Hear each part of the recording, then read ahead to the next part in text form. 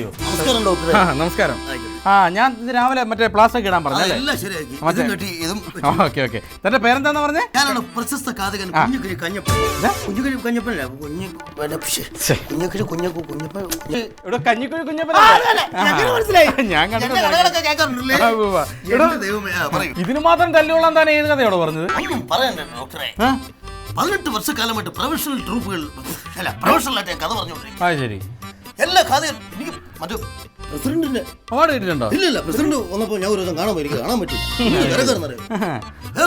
ഇന്നലെ 18 വർഷക്കാലമായിട്ട് ഞാൻ കഥ പറഞ്ഞോണ്ടിരിക്കുകയാണ്. അപ്പൊ എല്ലാ കാതകന്മാരും പറയുന്ന പോലെ അത് അങ്ങോട്ട് നോക്കൂ, ഇങ്ങോട്ട് നോക്കൂ എന്ന് പറയുന്ന പോലെ ഞാൻ ഇന്നലെ കഥ പറഞ്ഞോണ്ടിരുന്നപ്പോ അത് അങ്ങോട്ട് നോക്കൂ എന്ന് പറയും. നാട്ടുകാർ കംപ്ലീറ്റ് അങ്ങോട്ട് തിരിഞ്ഞു നോക്കി. അതാണ് ഈ പ്രശ്നം. ഇവിടെ എല്ലാ കാതികന്മാരും അങ്ങോട്ട് നോക്കി ഇങ്ങോട്ട് നോക്കുന്നു പറയാറുള്ളതല്ലേ? താനൊന്നും അങ്ങോട്ട് നോക്കുന്നു പറഞ്ഞിട്ട് ഇതിന് മാത്രം പ്രശ്നം ഉണ്ടാകാൻ കാര്യം? ഞാൻ ഈ കഥയുടെ സന്ദർഭവശാൽ അത് അങ്ങോട്ട് നോക്കൂന്ന് പറഞ്ഞു. നാട്ടുകാർ കംപ്ലീറ്റ് അങ്ങോട്ട് നോക്കി.